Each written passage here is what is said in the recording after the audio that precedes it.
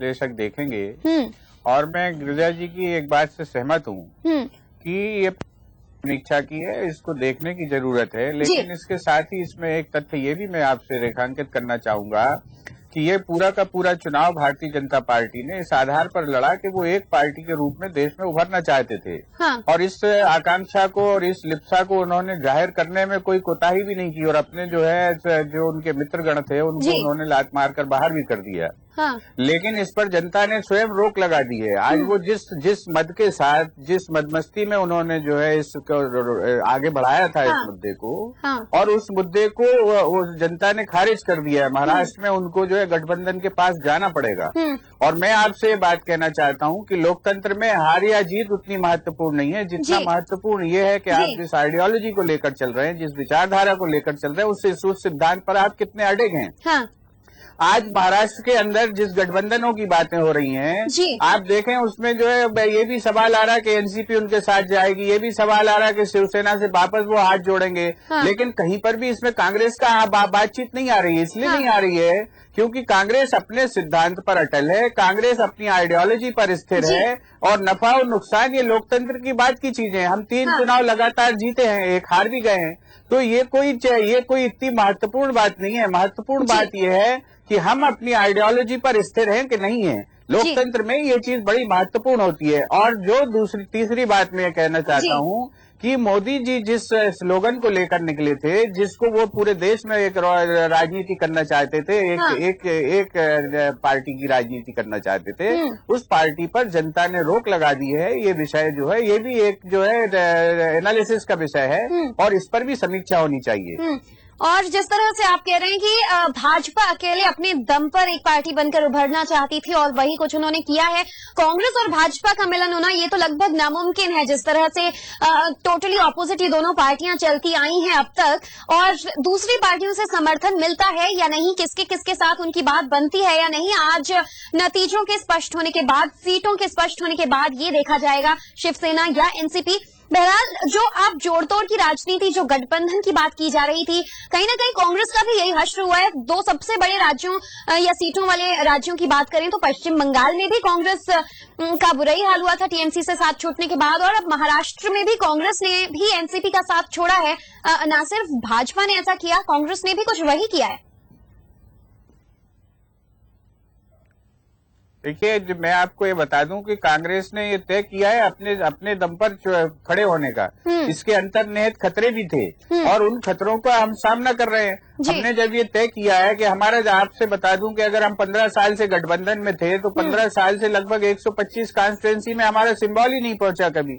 आज हमने जब ये तय किया है कि हमें जो है हम हर क्षेत्र के अंदर हमारा सिंबल मौजूद होना चाहिए और हमें पार्टी की रिस्ट्रक्चरिंग खड़ा करना है उसको, तो निश्चित रूप से इस निर्णय के अपने खतरे भी हैं। उन खतरों को हम जो उठा रहे हैं और उन खतरों का हमारे सामने परिणाम है। लेकिन इससे लॉन्ग टर्म में कोई भी राजनीतिक दल जो है केवल एक चुनाव को लेकर अपनी रणनीति नहीं बनाता है। एक राजनीतिक दल अपनी बहुत दूरगामी रणनीति बनाता है। कांग्रेस 20 साल 30 साल आगे सोचती है। आज हमें जो परिणाम मिले हैं ये आगे की बुनियाद साबित होंगे, और ऐसा जिन खतरों के साथ खेलकर हमने ये चुनाव लड़ा है और जिनको हमने लोकतंत्र को मजबूत करने के दृष्टिकोण से और हमारी आइडियोलॉजी को मजबूत करने के दृष्टिकोण से जो निर्णय लिए हैं, उसमें ये हमारी कोई बहुत बुरी परफॉर्मेंस भी नहीं है। चलिए, जहां पूरे देश भर में 46 सीटों तक में सिमट कर रह गई थी कांग्रेस, अब विधानसभा में भी सूपड़ा साफ होता नजर आ रहा है। अगर आप इसे बुरी स्थिति नहीं मानेंगे तो फिर वाकई कांग्रेस के लिए चिंता की बात जरूर है। गिरिजा जी, आपसे यही जानना चाहेंगे, कांग्रेस अपना स्पष्टीकरण दे रहे हैं, कांग्रेस बात कर रही है कि अब नए जोश के साथ वो दोबारा खड़े होने की कोशिश करेगी। हालांकि जिस कदर कांग्रेस अब गिरती नजर आ रही है, आगे रास्ता काफी खतरों से भरा, साथ ही दिक्कतों वाला भी रहेगा। बहरहाल भाजपा की अगर हम बात करें तो जिस तरह से भाजपा जो कोशिश कर रही है, कुछ हद तक सफल भी हो रही है, एक बड़ी पार्टी अपने आप में देश भर में बनकर उभरने की, इसके पीछे क्या पुरानी सरकारों की विफलता आप मानेंगे? क्या जो भ्रष्टाचार और जो घोटाले के मामले सामने आए थे, महंगाई जैसे मुद्दों को आप वजह मानेंगे, या फिर किसी दूसरी पार्टी का विकल्प ना होना, या अंतिम बात जिस लहर की बात की जा रही थी, मोदी मैजिक, इसे मानेंगे? देखिए, पहली बात तो ये है कि महंगाई, भ्रष्टाचार या दूसरी सरकारों की जो विफलताएं हैं, उसका लाभ स्वाभाविक रूप से उस पार्टी को मिलता है जो विपक्ष में होती है। जो लाभ लोकसभा में बीजेपी को मिला, जो विधानसभाओं में अभी बीजेपी को मिल रही है जी। जहां तक लहर की बात है, तो लहर को आप इस रूप में देख सकते हैं कि यदि 282 सीट लेकर नरेंद्र मोदी के नेतृत्व में बीजेपी की सरकार केंद्र बनती है जी, तो उसको एक लहर के रूप में देख सकते हैं जी। महाराष्ट्र में जो हुआ, ऐसा लगता है कि वो लहर अब धीरे धीरे कम हो रही है, वो प्रभाव कम हो रहा है, वरना यहाँ भी उनको वो स्पष्ट बहुमत मिल जाता। आज इस महाराष्ट्र में स्थिति ये है कि बीजेपी सबसे बड़ी पार्टी बनके उभरी है। हाँ। चुनाव के पहले बीजेपी ने तय किया गठबंधन नहीं करेंगे, हाँ। अपने स्तर पर हम राजनीति करेंगे, चुनाव लड़ेंगे और अपनी पार्टी को बढ़ाएंगे। हाँ। आज उनके सामने धर्म संकट ये है कि दिल्ली में तो उन्होंने 3 सीट कम होने पर कह दिया था कि हम बहुमत में नहीं है, इसलिए हम सरकार नहीं बनाएंगे, विपक्ष में बैठेंगे जी। क्या यही रणनीति महाराष्ट्र में भी रहेगी? बिल्कुल। वो गठबंधन की तरफ वापस नहीं जाएंगे, जिन गठबंधन से मुक्त होने की कोशिश की। आज उनके सामने दिक्कत यह है कि अब गठबंधन से वो कैसे अपने आप को वापस उनको जोड़ना पड़ेगा। हाँ। फिर वही अंतर्विरोध देखने को मिलेगा कि दिल्ली में आप बहुमत के बिना सरकार बनाने से मना कर रहे हैं और यहाँ पर बहुमत न मिलने के बाद भी आप सरकार बनाने की का दावा कर रहे हैं। तो ये स्थितियां राजनीति में जो महाराष्ट्र में जो उभरी है, ये बीजेपी के लिए बहुत अच्छी नहीं है। भले ही उनको सीटें अधिक मिल गई हो, सरकार उनकी बन जाए, लेकिन ये अंतर्विरोध सामने देखने को मिलेगा जी। और जिस तरह से आप ये तमाम वजह और भाजपा के पक्ष में साबित होने वाली इन मुद्दों पर तो हमने बातचीत की। मोदी मैजिक महाराष्ट्र में चल रहा है या नहीं? अगर पूरी तरह से चला होता तो जो आपने कहा बहुमत जरूर मिल जाता, लेकिन फिलहाल 6-7 सीटों पर जीत हासिल की है महाराष्ट्र में बीजेपी ने और 111 सीटों पर बढ़त बनाए हुए है। ऐसे में क्या तस्वीर होती है इस पर तो नजर बनी रहेगी, लेकिन महाराष्ट्र में अब तक जो क्षेत्रीय मुद्दों को लेकर, नेताओं को लेकर वोट डाला जाता था, वो इस बार खत्म होता नजर आया है। क्या महाराष्ट्र की जनता कहीं ना कहीं केंद्र से या फिर केंद्र की सरकार से या मोदी से प्रभावित हुई है कि विकास के मुद्दों को वोट दिया जा रहा है, ना कि जातिवाद को, क्षेत्रवाद को? नहीं, मुझे लगता है कि विकास का मुद्दा जो प्रचारित किया जाता है, मैं सहमत नहीं हूं। यहां तक कि लोकसभा चुनाव में भी विकास की बात जरूर की गई, लेकिन मुद्दा विकास का नहीं था। मुद्दा जो है वो जाति और सांप्रदायिक ध्रुवीकरण का था लोकसभा में भी। हाँ। और महाराष्ट्र के चुनाव में देखें तो अन्य जो दल हैं, क्षेत्रीय दल, वो पूरी तरह पर साफ हो गए, ऐसा बिल्कुल नहीं है। यदि ऐसा होता तो बीजेपी 150 की सीट को क्रॉस करती। शिवसेना की सीटें भी कम जरूर हुई हो, सरकार बनाने की उस स्थिति में भली न बनी हो, लेकिन यदि 60-70 सीटें शिवसेना लेती है, कांग्रेस 40 सीटें लेती है, तो इसका मतलब ये है कि उन दलों का अस्तित्व तो बहुत अच्छे तरीके से महाराष्ट्र में कायम है। दरअसल महाराष्ट्र का चुनाव जो है वो इस रूप में देखना होगा इसको कि एक मुद्दे पर कोई कायम नहीं रहे। जब 5 पार्टियां लगभग चुनाव में रही तो बहुत समय तक तो यही समझ में नहीं आया पार्टियों को कि वो चुनाव लड़ किसके खिलाफ रही है। इसीलिए एक तरफ नरेंद्र मोदी को कहना पड़ता है कि हम शिवसेना के खिलाफ नहीं बोलेंगे क्योंकि हम बाला साहब का आदर करते हैं, लेकिन दूसरी ओर उन्हीं की पार्टी के लोग शिवसेना के खिलाफ बोलते रहे।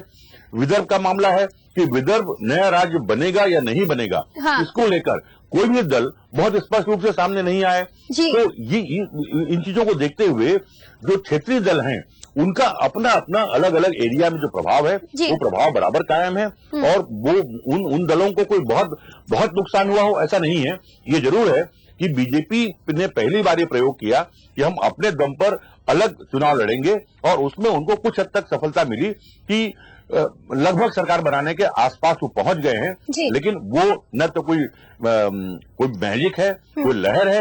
ये बहुत सामान्य तौर पर जो उनको अपने दम पर जो बहुमत, जो समर्थन वो हासिल कर सकते थे, वही समर्थन उनको हासिल हुआ। चलिए, और कुछ हद तक कांग्रेस भी यही आरोप लगाती नजर आ रही है भाजपा पर। हालांकि मोदी मैजिक है या फिर क्या है, रुझान जो भी सामने आ रहे हैं वो फिलहाल भाजपा के ही पक्ष में है। वजह चाहे जो भी हो, गिरिजा जी और भूपेंद्र जी, आप दोनों से हम बातचीत जारी रखेंगे। आप हमारे साथ भोपाल स्टूडियो में मौजूद हैं। एक छोटे से ब्रेक के लिए फिलहाल यहाँ पर रुकेंगे।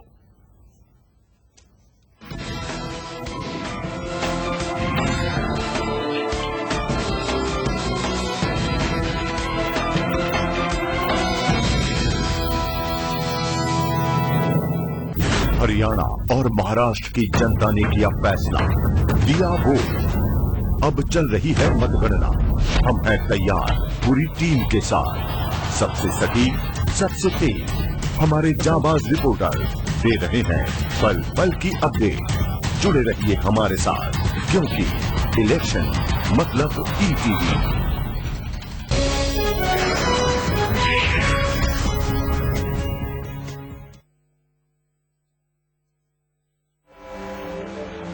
ये नदी, ये पत्थर, ये शहर और ये चेहरे एक से नहीं रहते, बदल जाते हैं समय के साथ।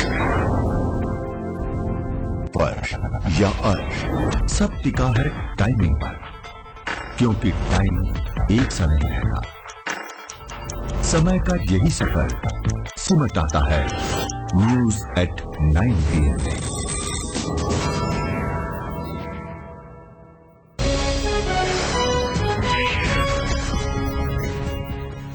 तेजी से बदलती दुनिया से कदम मिलाते हुए मध्य प्रदेश विकास के नए क्षितिज छूता चला जा रहा है।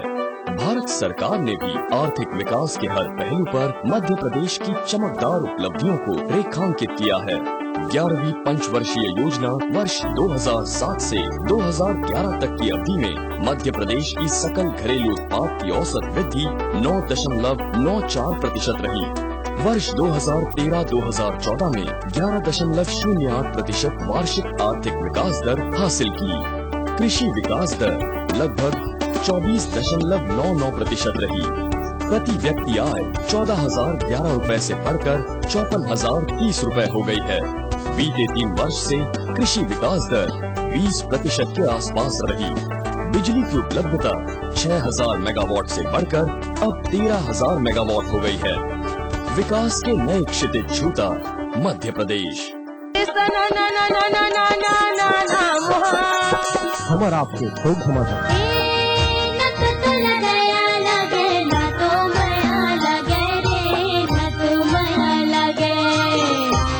निर्दया रे राम दुहैया रे न तो माया लगे। रंग रंग के कलाकार छुनुर छुनुर पैरी बाजे रे गोरी, तेरा चले छुरी रे। आनी बानी के कलाकार चम चम चम चम चमका से तोर दिया, दिया उड़ाए गोरी मोर मिया। छत्तीसगढ़ के गांव गांव के कलाकार, कोना कोना के कलाकार। दिया लेके रात रानी सूरजमुखी ले चैना, खुद खुद लेके करियक पोखरा मंगरा करे दीवाना। हमर बोली भाषा के रंग खूब समाचार। इस कार्यक्रम के सह प्रायोजक हैं चट्टानों सी मजबूती, खरे सोने की क्वालिटी, बिरला गोल्ड सीमेंट। विश्वास, सफलता और निष्ठा की पहचान, सावधानी कोचिंग इंस्टीट्यूट। अनमोल ड्रीमलाइट बिस्किट, कोई जवाब नहीं। जिसमें हो दम वही होता है चैंपियन। Prism champion cement. शुद्धता की निशानी, कहे सेहत की कहानी। काश सोयाबीन तेल। हम आदि पंप चलाते हैं। श्याम एग्रो इंडस्ट्रीज निर्माता एवं बनाना हो घर का खाना या मस्ती हो पार्टी की, या फिर खुमार हो त्योहारों का, आपकी हर खुशी में शुमार है स्वाद रसोई से। नारी के अस्तित्व की खूबसूरत पहचान रसोई से दोपहर 2:30 बजे। इस कार्यक्रम के सह प्रायोजक हैं चट्टानों सी मजबूती, खरे सोने की क्वालिटी, बिरला गोल्ड सीमेंट। अनमोल ड्रीमलाइट बिस्किट, कोई जवाब नहीं। जिसमें हो दम वही होता है चैंपियन। Prism champion cement. शुद्धता की निशानी, कहे सेहत की कहानी। काश सोयाबीन। ये है छत्तीसगढ़। यहाँ है प्राकृतिक संसाधनों का प्रचुर भंडार, जिससे चलती है इकोनॉमी, कारोबार। यहाँ हो कोई मुश्किल पड़ी या खुशियों की हो घड़ी, हम होते हैं मौजूद हर पल हर जगह। इन सब के बीच है कुछ ऐसे ख्याल जो बदलने में जुटे हैं सूबे के सूरत हाल। छत्तीसगढ़ की हर खबर देखिए हमार छत्तीसगढ़।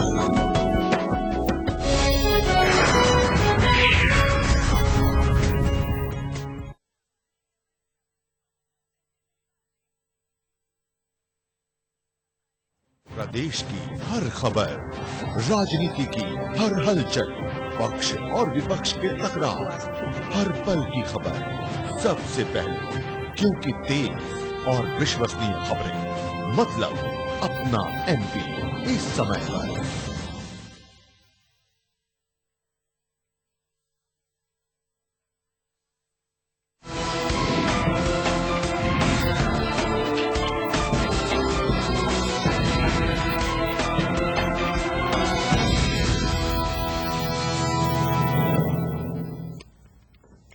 के बाद जनादेश में आप सबका स्वागत है। लोकसभा चुनावों के बाद आज का दिन काफी अहम है देश की राजनीति में, जिनके सबसे बड़े राज्यों में से एक महाराष्ट्र की दिशा और सरकार आज तय होगी। साथ ही हरियाणा में भी आज चेहरा स्पष्ट होगा नई सरकार का। बहरहाल भाजपा की जो तस्वीर है वो पूरी तरह से स्पष्ट होती नजर आ रही है और इसका जो सबसे ज्यादा क्रेडिट है, श्रेय है, वो कैलाश विजयवर्गीय को दिया जा सकता है। कैलाश विजयवर्गीय यहाँ पर चुनाव प्रभारी बनाए गए थे और इसीलिए अब कैलाश की बल्ले बल्ले हो चुकी है। आपको बता दें कि अमित शाह ने ये जिम्मेदारी कैलाश विजयवर्गीय को सौंपी थी और पहली बार इतना बड़ा दांव उन पर आजमाया था किसी दूसरे राज्य में जाकर चुनाव प्रचार करने का। बहरहाल कैलाश विजयवर्गीय ने अपनी पूरी जिम्मेदारी निभाई है और अच्छी तरह से उसे पूरा किया है।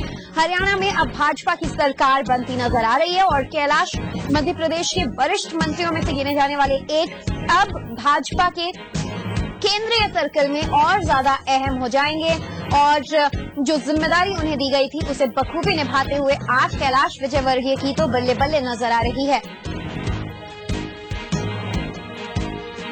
फिलहाल एक नजर टैली पर एक बार फिर से डालें तो अपडेट्स आपको दे दें। हरियाणा की बात करेंगे। यहाँ 90 सीटों के रुझान आ चुके हैं और इनमें से 17 सीटों के नतीजे आ चुके हैं। 17 सीटों में से 12 पर भाजपा ने जीत हासिल की है, दो सीटों पर कांग्रेस और इनेलो ने।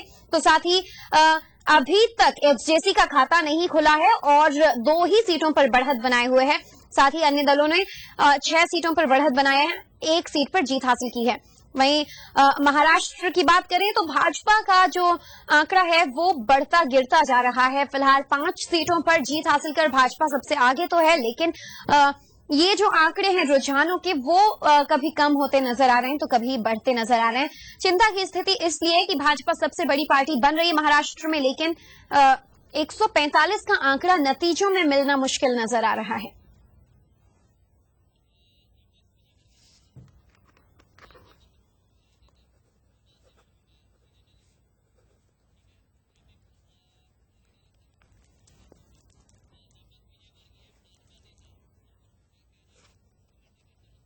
तो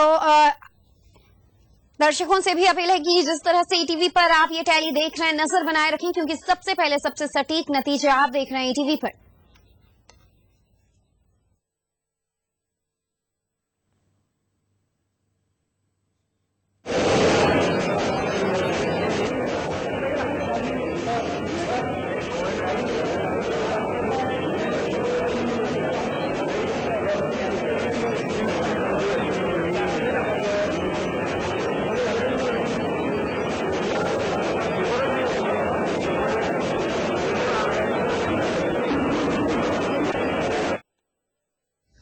आज भाजपा के लिए दिवाली का दिन है। दिवाली से पहले ही भाजपा आज दिवाली मनाती नजर आ रही है, चूंकि हरियाणा में तस्वीर स्पष्ट हो चुकी है भाजपा के जीत की। हालांकि महाराष्ट्र में भी भाजपा को बहुमत मिलता है या नहीं, लेकिन सबसे बड़ी पार्टी बनकर उभरती नजर आ रही है भाजपा महाराष्ट्र में।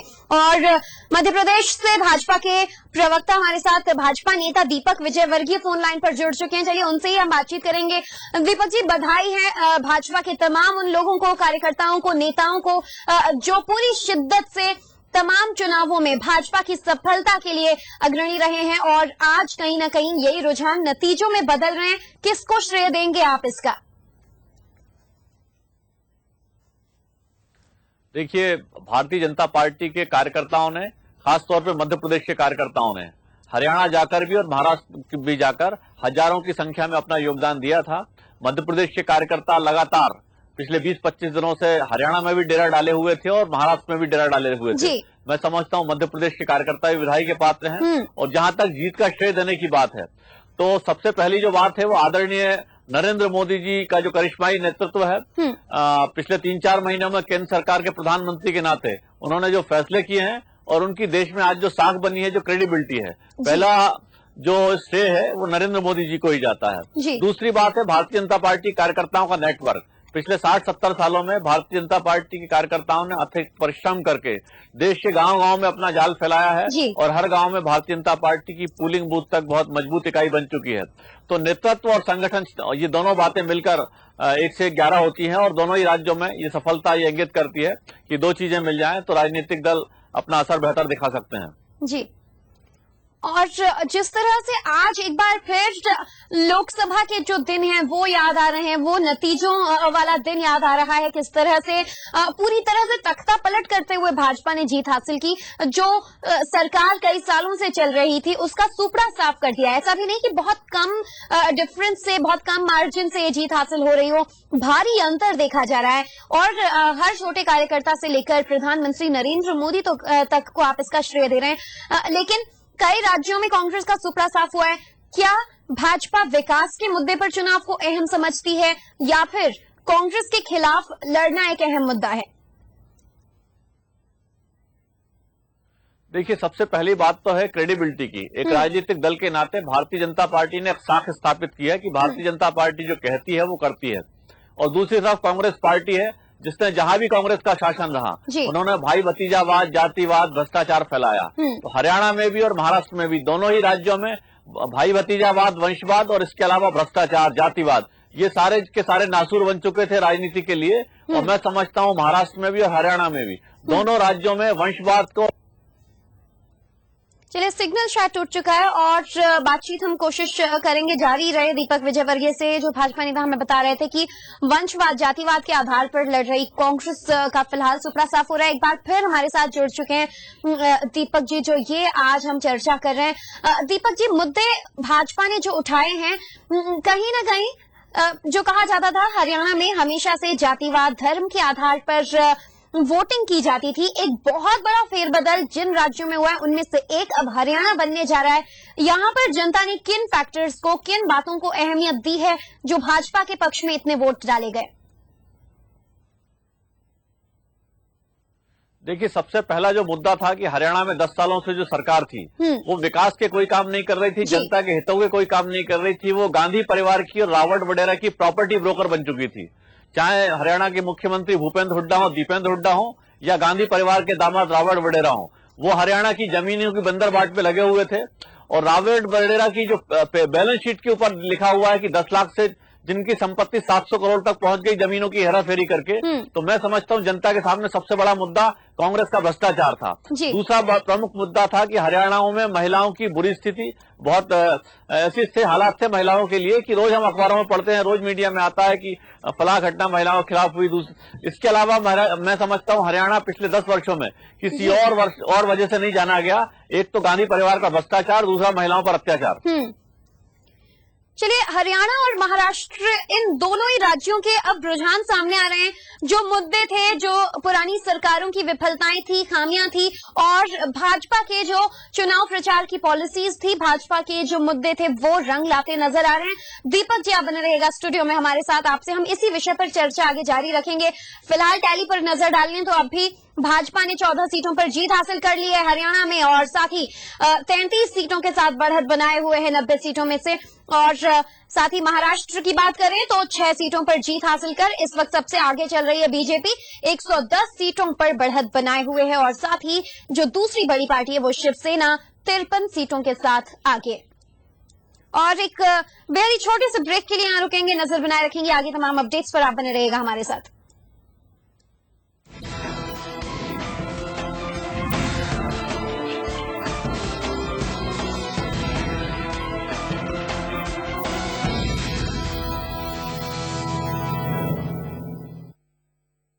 हरियाणा और महाराष्ट्र की जनता ने किया फैसला, दिया वोट। अब चल रही है मतगणना। हम हैं तैयार पूरी टीम के साथ, सबसे सटीक, सबसे तेज हमारे जाबाज रिपोर्टर दे रहे हैं पल पल की अपडेट। जुड़े रहिए हमारे साथ, क्योंकि इलेक्शन मतलब ईटीवी।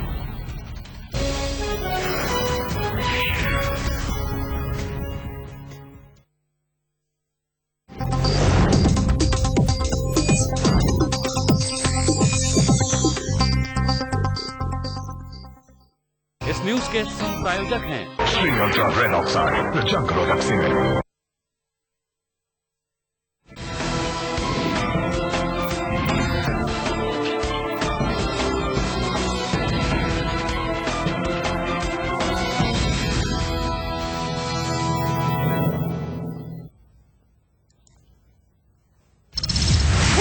मोदी मैजिक। महाराष्ट्र के रुझान में सबसे बड़ी पार्टी बनकर उभर रही भाजपा। दूसरे दलों का समर्थन जुटाने की कवायद हुई तेज।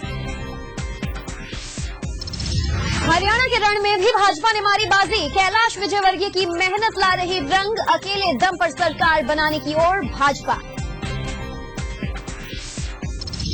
महाराष्ट्र और हरियाणा में भाजपा की बल्ले बल्ले। कार्यकर्ता नाच गाकर मनाने लगे हैं जश्न। दिल्ली भाजपा मुख्यालय पर जमकर फोड़े गए पटाखे। महाराष्ट्र और हरियाणा विधानसभा चुनाव रुझानों से कांग्रेस में हताशा। कार्यकर्ताओं ने प्रियंका गांधी को कांग्रेस में लाने की कही बात। दिल्ली में किया प्रदर्शन। और जशपुर के ग्रामीण इलाकों में पीडीएस में धांधली जारी। पीडीएस का चावल चोरी से बेचते धराया पंचायत सचिव। पुलिस ने जब्त किए चावल।